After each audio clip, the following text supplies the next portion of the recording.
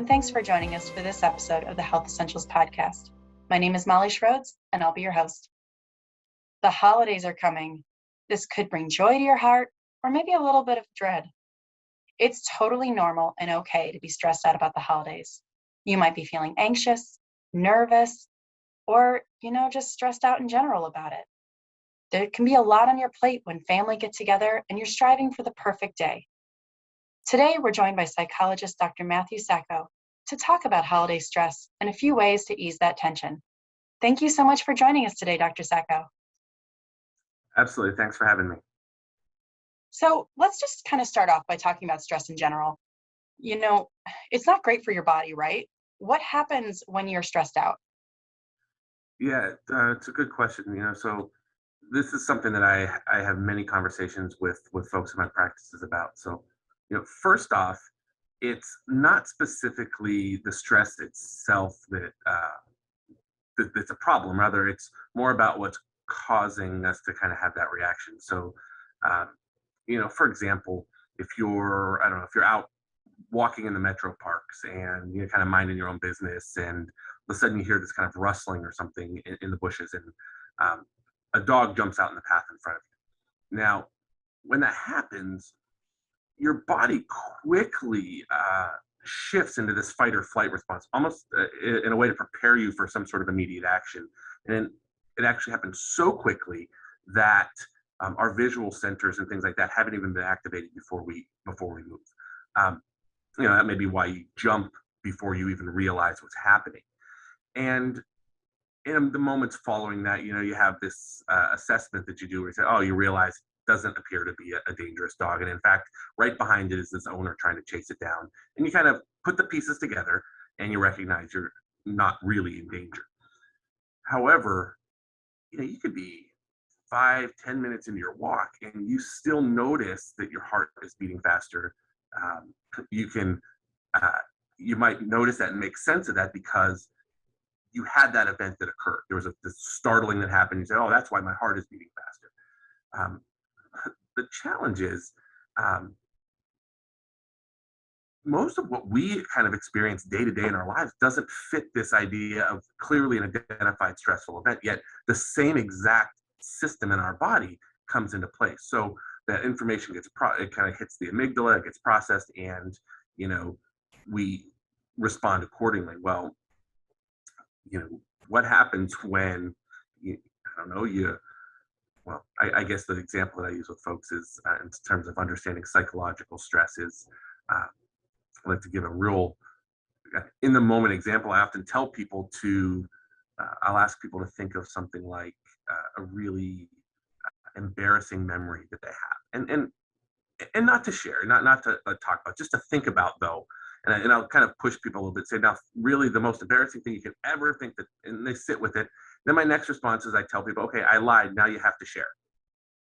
And in that moment, even though I don't actually continue down that path to force them to share, but in that moment, they notice the exact same system of response that occurred when the dog jumped out. So your heart might kind of go up and, muscles might tense, your breathing changes, eyes get wide open. And all of that is the exact same series of responses that occur when we're in, a bona fide stressful situation. And these overreactions to the stressors that are really life and death can then have serious health consequences.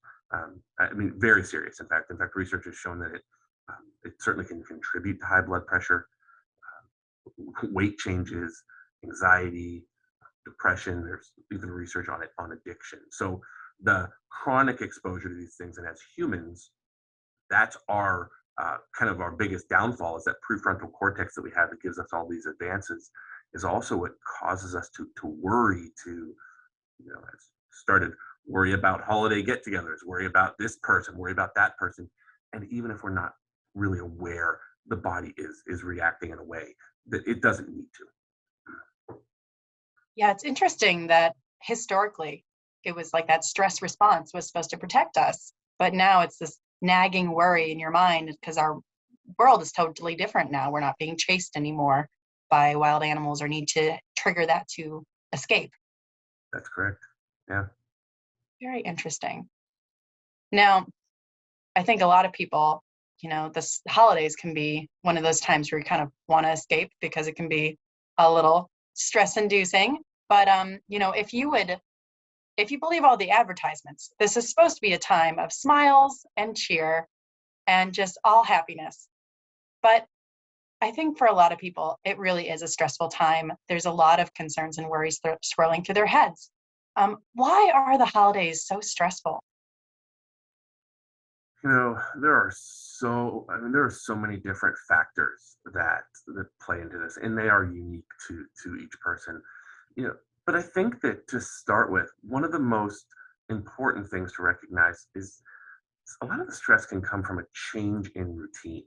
The typical what we expect day to day, it gets thrown off. And if you think about anybody who has or ever had school age children, or I often, you know, teachers especially know this, um, but around the holidays and holiday times in the schools, uh, children's behaviors start to get a little squirrely. They start to do things that you're like, where, why, what's going on? Maybe they're more irritable, crabby, impulsive, talking back, all of these things. Um, and then you look at, well, okay, now they have holiday parties, they're watching movies, they have special activities, all of these things that are just thrown onto the schedule right before holiday break, where they're already thinking about the holidays. And you clearly, as adults, we can see these behaviors as really not typical. They don't normally behave this way. Well, you know, our behaviors might be a little bit different as adults, but um, the stressors that are associated with this change in routine, and Friday doesn't look like Friday, or we've got to go here, we got to go there, and it turns out that, as adults, we're just equally susceptible to these changes. And I think it really speaks to this idea where we often end up doing too much. We end up even with things we might enjoy, like we might enjoy doing cooking things, we might enjoy going to parties, um, but of course even more so when they're things we don't enjoy. But those changes in routine have a huge impact. Our and think about how our diet changes, our exercise routines during the holidays. We're attending holiday parties. We're kind of we're inundated with cookies and candies, and those things aren't around during our normal kind of yearly routine of things. And if you're traveling, even if it's just local, even if you're just going for the day or whatever, that interrupts the routine that it might be related to exercise or getting enough sleep. And it really can start there. Um, and then, if you're around too many people, um, if there's too much going on, you have to know yourself and your family. But if your tolerance for this kind of thing is a little lower, then you kind of have to plan accordingly, which again is another change in the routine. And it builds up. Yeah, that's a good point. It's almost like you have your everyday normal and then you have your holiday normal. Hmm. Yeah, absolutely. And it is absolutely shuffled up too by all the extra people you add in. So let's talk a little bit about that added family. A lot of those people you don't see all the time, and then all of a sudden you have everybody together all at once. What are some of the stressors with family that come up? Um, oh, geez, again, similar to how varied our own unique experiences are, there's just as many uh, kind of stressors, different stressors that family can add in. You know, the fact that is when many of us, and kind of what we're talking about, are these family gatherings, and they usually involve, um, people going back to be a part of the family that they kind of grew up in. And we start talking about this from adults, and that can get really strange because when you're not around people for a period of time, and all of a sudden you're thrust back into that, it's really common for people to kind of also both fall back into some of the roles that they had as when they were part of that family directly. People kind of know you for a certain thing and you try to behave the same way. And then people put you in those roles as well. So, you're trying to figure this out as an adult where you're back into this family that you kind of grew up in.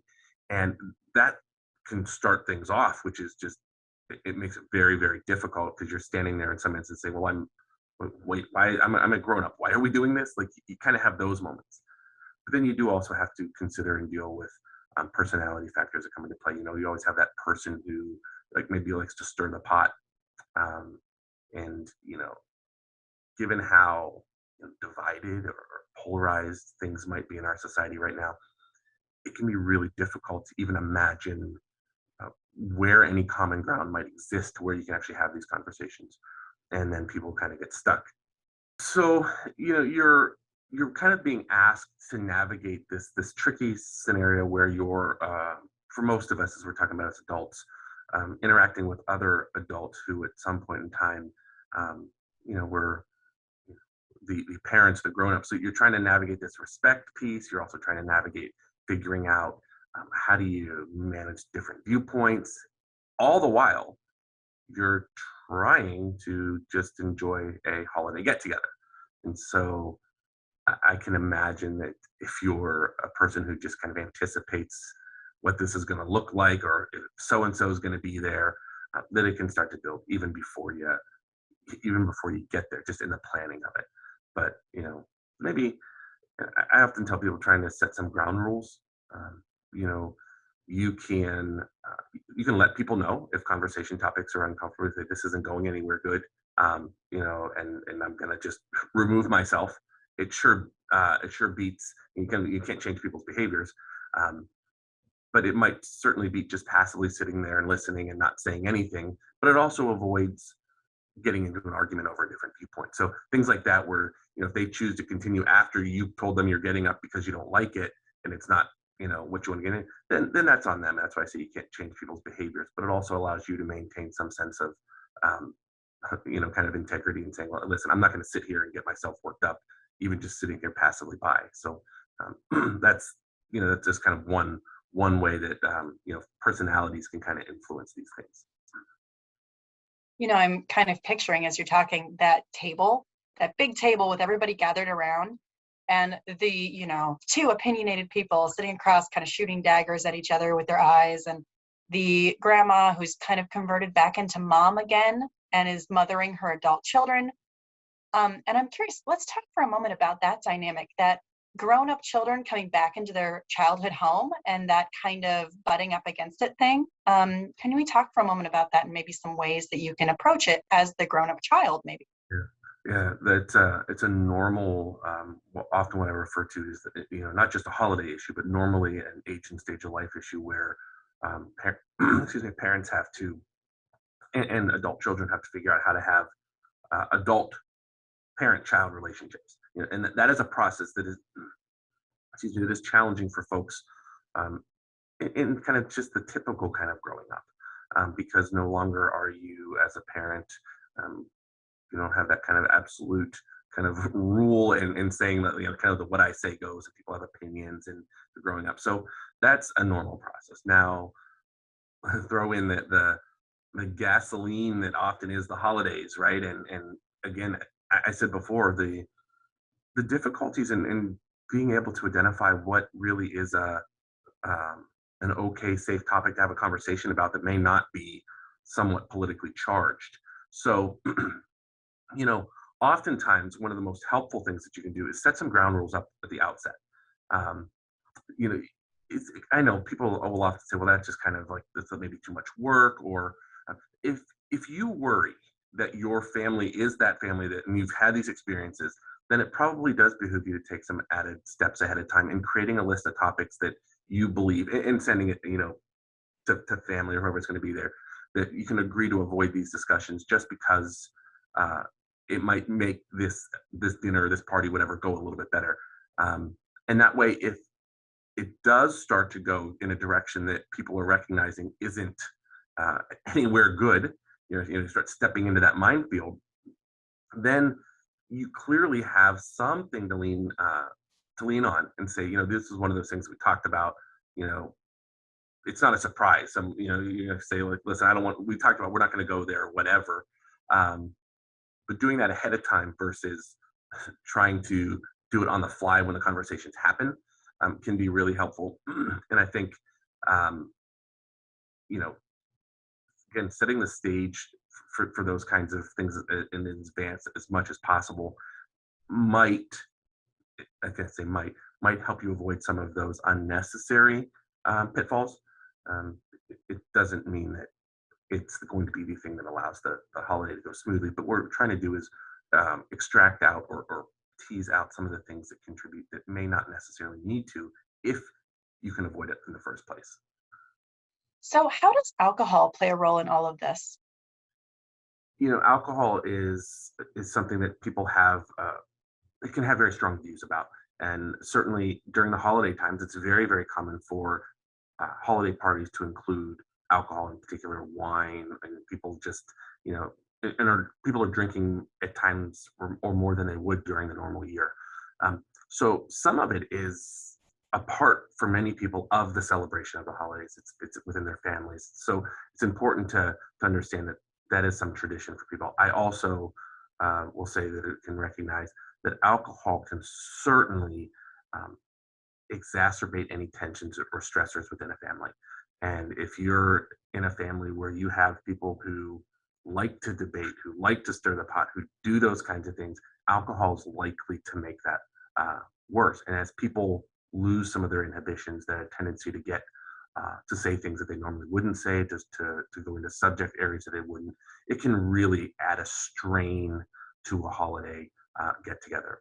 So I usually tell people if it's your house and or even if you're going someplace with family, you would prefer that alcohol not be served, you can ask that. If it's your house, it's your rules, you can set that up.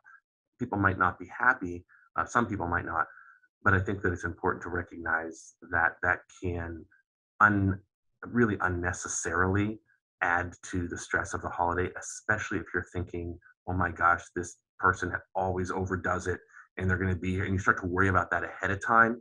Something as simple as saying, we're not serving alcohol, we're not having it, it at the holiday party might help alleviate some of that stress.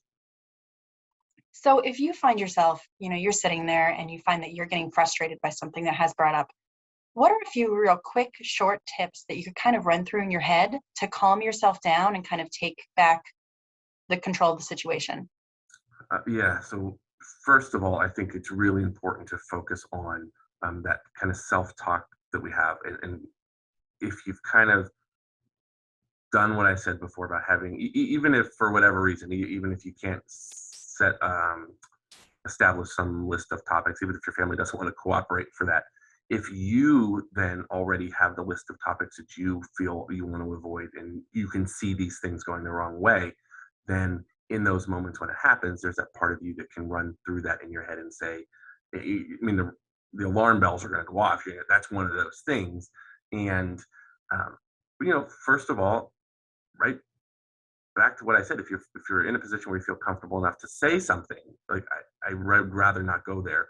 But if that doesn't work, maybe starting with some, just a couple deep breaths and reminding yourself, trying to reframe that this is a holiday. You only get together so much.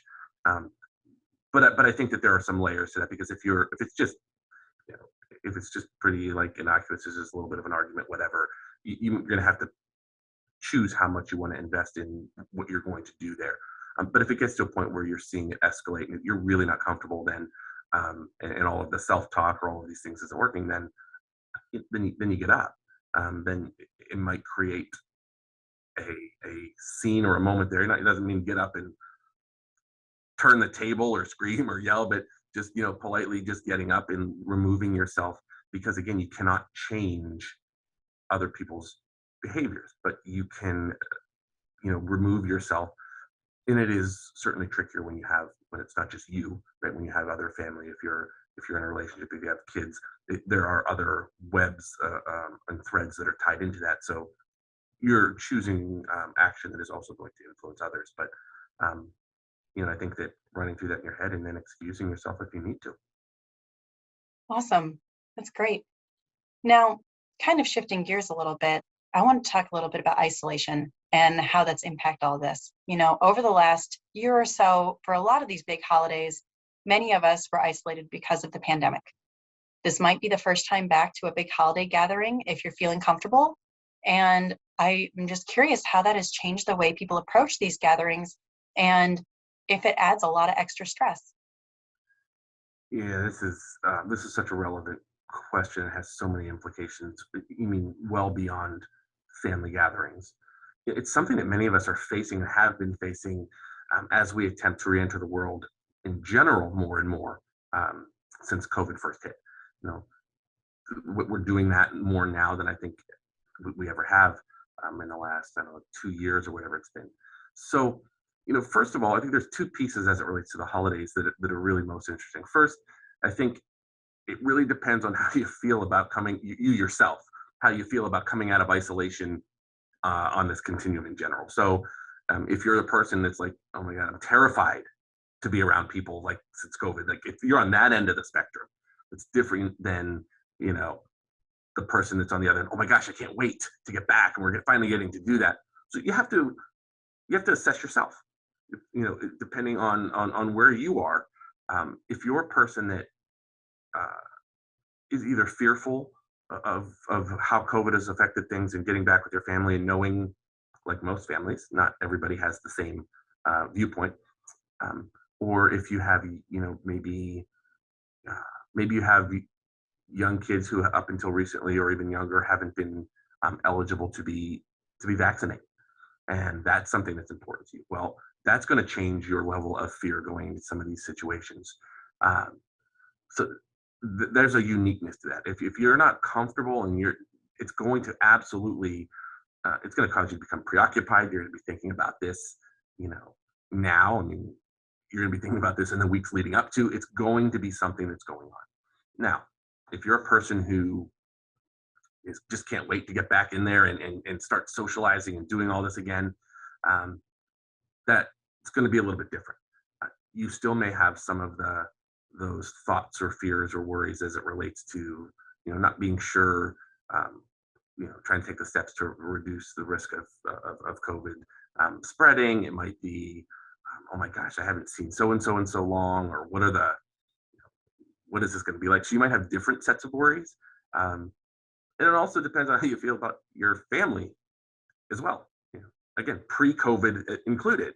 If you've had family gatherings that have, been routinely cause you to feel really distressed, then you can probably anticipate that's going to continue with some added layers that has to do with people's personal viewpoints on, like I said, on COVID, on vaccines, on all of that. So that's just going to be really added fuel, and it's really going to be, it's very, very incendiary types of information as we've seen. So it's not just the typical, this is just typical holiday, issues it might do with people not liking somebody's job or their partner, whatever. Those are hot button issues, but not like we're seeing as it relates to COVID. So it can be really hard not to anticipate and not anticipate things happening again. But, setting some ground rules, setting some expectations for you and your family, it can be important. I often tell people to have an escape plan and, discuss this with your family or whoever you're with before the gathering. Don't try to, draw up your fire escape route in the middle of the fire. It's not going to go well. It's difficult if it's in your house, but have that discussion with your family about what you can do if you're getting uncomfortable, or if someone is starting to act, in a way that isn't making you feel like you want to be there any longer. It could be a secret kind of code word that you come up with that you kind of, I've also could be something as simple as a squeeze of the hand, or just to indicate that someone's wanting to leave, and then you don't have to add that explanation. Well, what's wrong with this person? What's wrong with that person? But it's something that's just between you and the people who are in on this, so that you're demonstrating actively that you're supporting one another. And if somebody doesn't feel comfortable, you have to decide how worth it is it to stick it out. And I think if we have those conversations ahead of time, it makes it a little easier. That's really good. Yeah. And I've even heard before people say to have like a designated break space, like going outside for a minute, or we're taking a walk, or if the weather doesn't permit, going to another room for a few moments. Things like that probably help a little bit. Absolutely. They absolutely do. And they're the types of interventions, the types of little tips and strategies that we can use throughout the year. Because while we're talking about the holidays, but we're not also talking about having to create a brand new set of ways to cope. What we're talking about is actually just using them. If you're a person that likes to kind of go outside, or if you're a person who just likes to, go walk off into another room and listen to some music or something like that.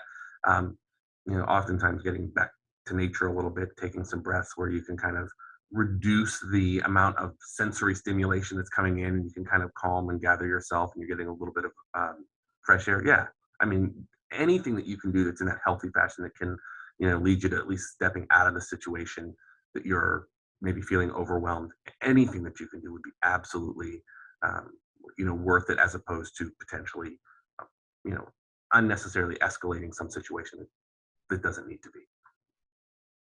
Great.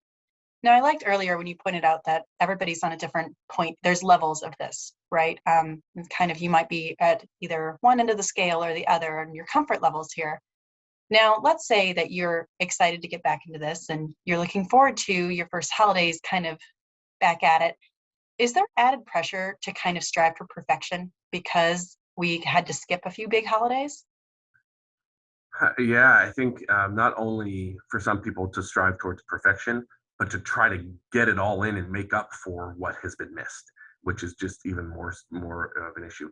And it's really a real common phrase that I hear that also, speaks to this and drives this is, um, you know, when, people say things like, maybe especially someone who may have lost someone over the last year or two, as it relates to COVID or any other reason.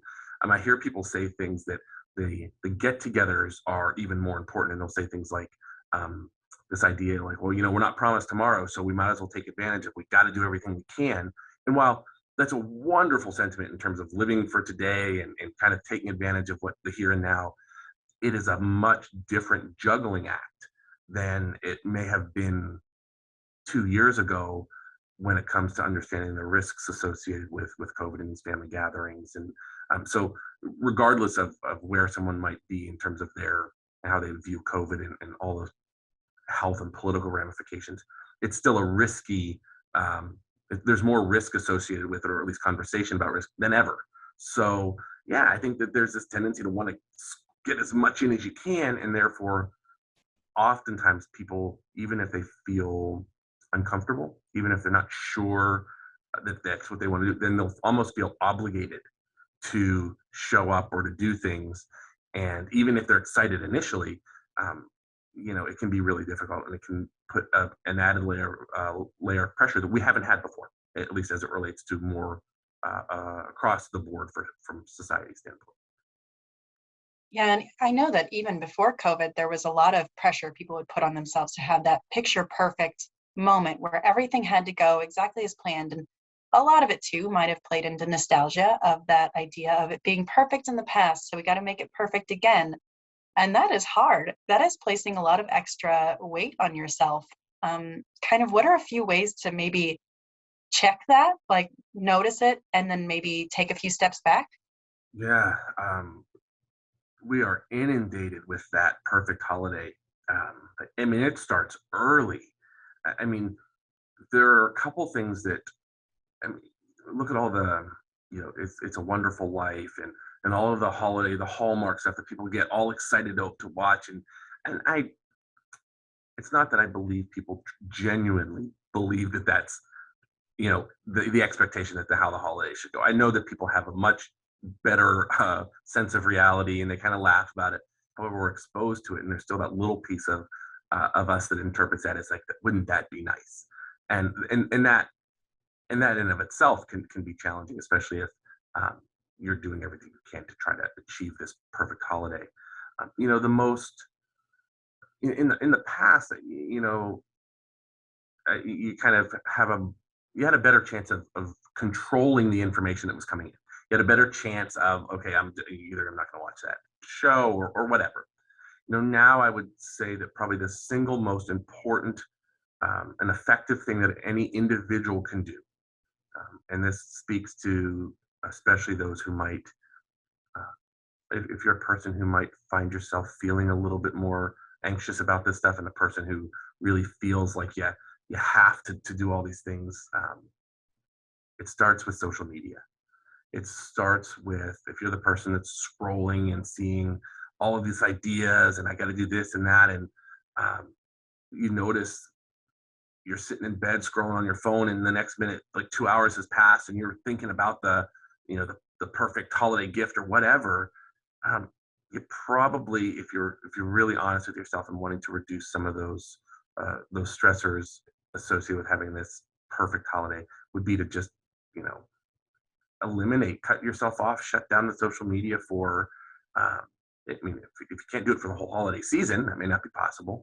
Um, starting with limiting the amount of time you spend. Maybe it's 15 or 20 minutes, and that's it. Maybe you turn it off, for you give yourself day breaks, whatever it is. But that's the kind of very passive kind of stress uh, that we're experiencing, because it's constant, it's ads, it's other people's stuff. You're looking at somebody else's, I don't know, their Christmas tree setup, or their what their fireplace looks like, or all the gifts that they've talked about getting their kids. And it's hard to screen through that stuff and not, on some level, compare. Even if you're like, well, I don't need to do all that, it's still in your face, and it's still can cause some distress. Yeah, we absolutely know in our minds that it's fiction and that that is staged, but it's hard to not want to live up to that and do that for your family and, have that thing in front of you. It is. Now, speaking of all the gifts, there's a lot of financial pressure here too. People try to go above and beyond buying something or the perfect thing, even for everyone. What kinds of things can we tell people to maybe not think that they need to go that far and put themselves in that kind of extra stress? Well,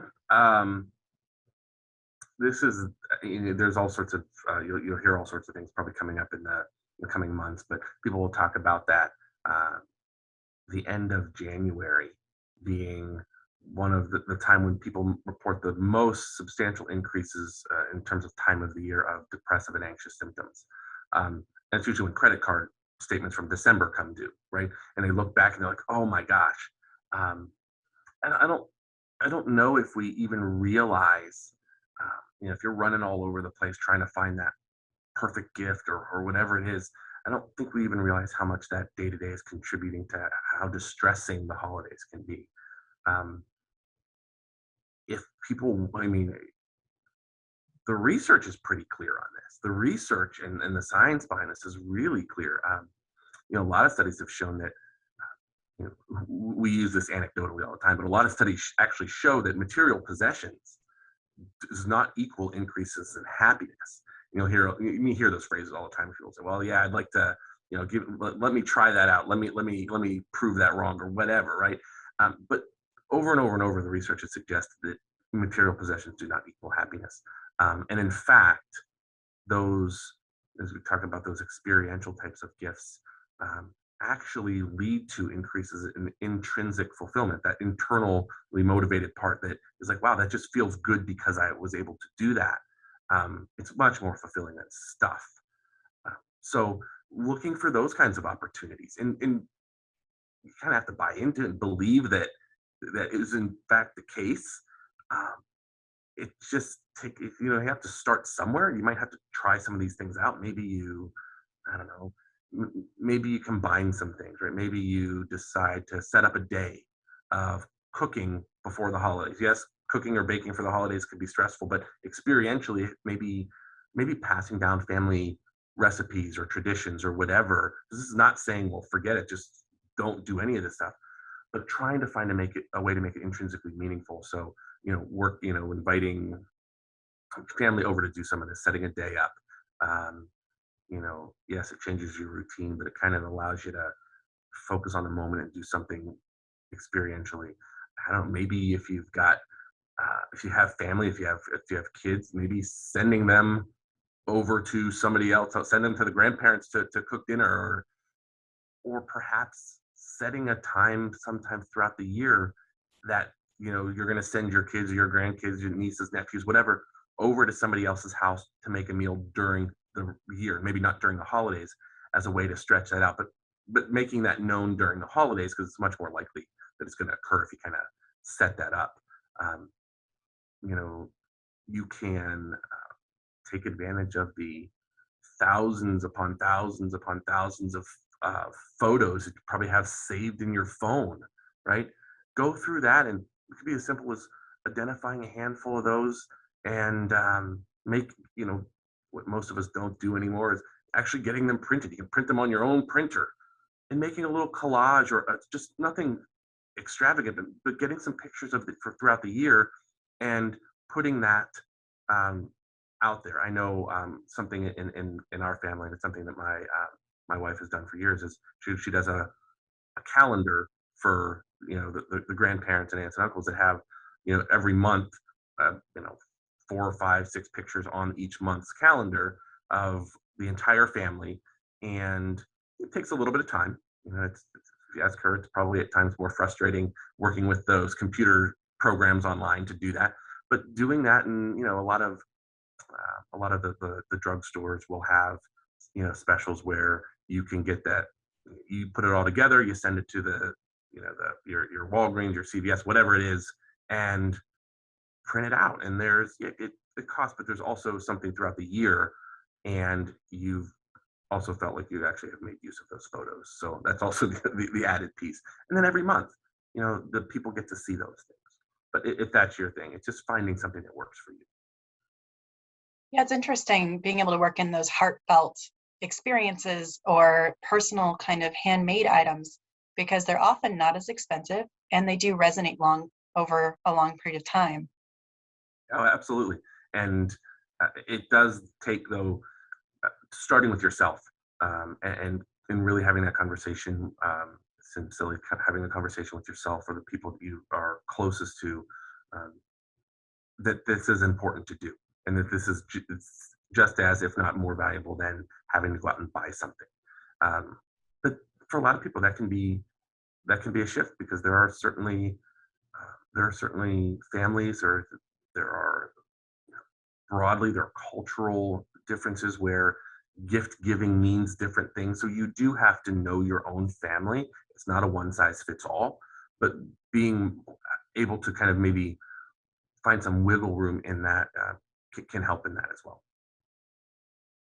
As we've been talking, I keep thinking that it seems like one of the big things with managing your stress during this holiday season is kind of having that internal conversation and checking it at the door and saying, like, okay, this is what I expect and this is what I'd like out of this. Absolutely. And I think probably the most important message from that is that this is not going to be a one time conversation that you have with yourself, right? And it's not going to be a one holiday thing, right? We see them now. We hit the Thanksgiving, then you have like the Christmas, New Year kind of season, and these are when things are really packed close together, and um, it might be something that you have to have those conversations with yourself to convince yourself throughout, you know, the throughout the year, throughout the holiday season, because the influences aren't going away. You're going to continually be inundated and reminded of all of those things that you didn't do, that you didn't buy. That the commercial with the car that rolls up with a big red bow on it, and you're kind of like, who on the earth can does that? Even if you laugh at it, right? It's still the messaging, and you're still going to be exposed to it. So it's going to be an ongoing thing, to kind of remind yourself, and then in action, do it.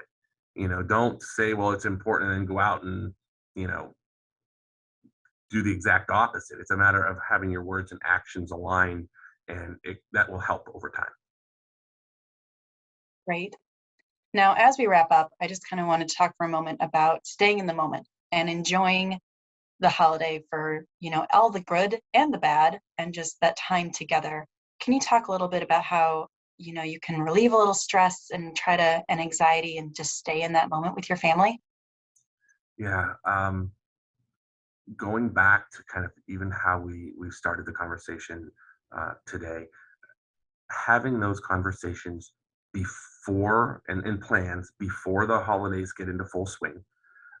Maybe having some conversations that include asking your family, what do they want to do this holiday? What are the important pieces that they want to make sure are a part of their holiday season? And then taking the steps to kind of, obviously, the best you can to make that happen. So, sometimes it's ahead of time learning to say no. Sometimes it's in those moments, on your drive to wherever you're going, having conversations about the experience, about how I don't know how nice it's going to be to see people, or also being able to recognize and talk as a family about uh, when family get-togethers seem to be a little bit too amped up, or there seems to be a little bit too much emotion going on. Having those conversations and recognizing it, and then together as a family, um, you know, taking, like you said before, about taking that step outside. Say we're gonna, I don't know, we're gonna go out. This could trigger a lot of people, but we're gonna go out and have a snowball fight, right? Like somebody, like if there's snow, some people want it, some people don't. But if in this part of the country, if it means if you've got snow and things are going, let's just go out and have let's go build a snowman, or let's go do whatever, and you can kind of in those moments take advantage of what's there, and it allows you to focus on the important pieces for most people are deemed to be the most important, which is to create a scenario where people do enjoy themselves and ultimately want to come back, want to do it again, look forward to it. And it doesn't mean that the entirety of it is just perfect, that there are no problems, but it's a matter of recognizing that it's fun, that there are going to be struggles, that there are going to be stressors, um, and all of that is a part of it. If you spend a lot of time trying to push all that stuff away and, oh my gosh, this happened and now it's ruined, that's going to be equally as much of a problem as it is just trying to look for those moments that you enjoy. Wonderful. Thank you so much for joining us today and sharing your insights. Absolutely. I look forward to kind of hearing, even with the folks I work with, on how the holidays turn out. And, it's always, it means different things to different people. So, um, best of luck. I guess that's what I usually tell people, because you never as much as you plan and predict. Anything can happen.